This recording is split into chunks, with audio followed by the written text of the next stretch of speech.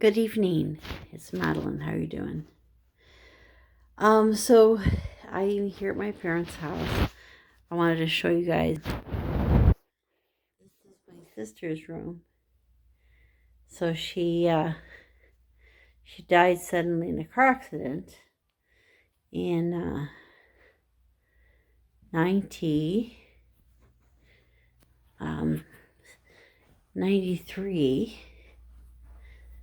Here she is. So, and it's fascinating how so much of this room is still exactly how she left it. Like she loved that that thing there, the lamp. You can touch it, it turns it on. Anyway, it's been kind of interesting. This is the first time that I've been here when I've actually thought about, oh, what are the energies here and those kind of things. And it's interesting because the cards that I pulled today for the collective are these. Stripping illusions and past, present, and future. So as soon as I saw past, present, and future, I thought past, present, and future are one. So as we stand here in a moment, and, being in a place like this kind of makes me think of the past, present, and future all at one time or all at one moment. So it gives more of that surreal feeling.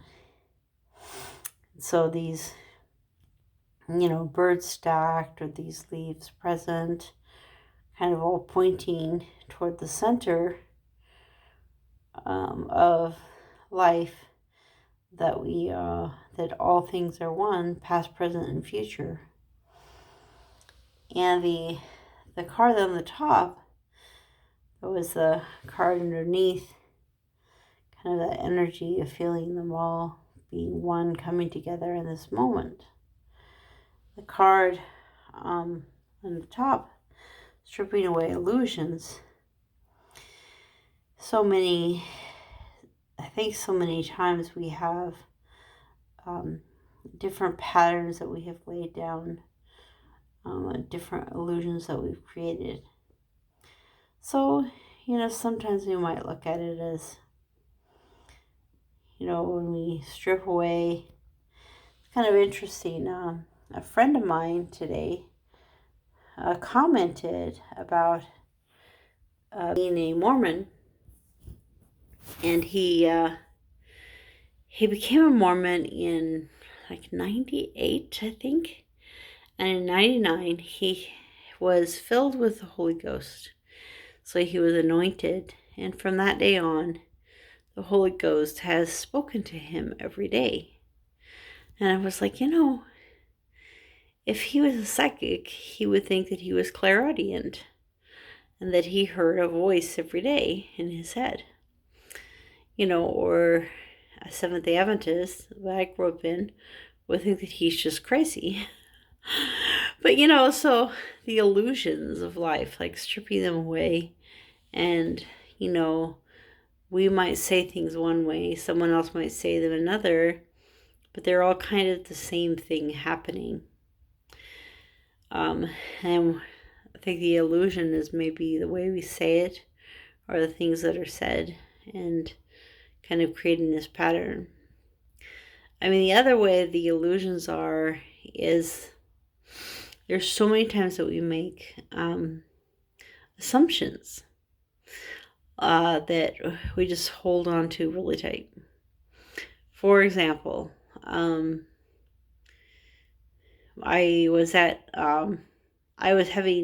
am having difficulty with my knee right now because I sprained it a couple weeks ago, and when I stand up, I have to kind of help my knee feel like it's not quite so, like move it a little bit so it's not super painful before I walk. So the longer I sit, the worse it gets. So I said something to my mom. I said, oh, I said, if I sit too long, my knee really starts to hurt. I got to make sure I get up often enough. And she's like, well, you were at your friend's house and you sat for hours. And I said to her, I said, well, actually, you weren't with me at my friend's house, so you have no idea what I did. We were outside around a fire, and every 20 minutes or so, I actually got up and moved my leg around and make sure that it was doing okay. So you have no idea what I did. And there's so many ways that we create our own story, and we do our assumptions. We have no idea what really happened. It's just the story that we create in our own heads. So I think that's what this beautiful card is pointing to us. You know, we see a beautiful flower here, but it's only because our eyes are helping us to see that flower and to know that it's there. And there are many times that we can assume things to be the case, but it's actually something else is true. You get another. There's been 2 or 3 times this week and in a week that my mother, she says something. She's like, well, blah, blah, and I'm like, well, you weren't there. You actually don't know. That's not actually the case. And it's so easy for us to assume things. So anyway, and then the other aspect of, you know, in this moment, you know, we can kind of hold in our hearts the past, present, and future all in this one moment.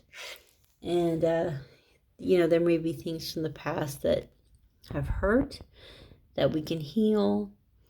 There may be things in the future that we can heal. And that's kind of the beauty of Reiki.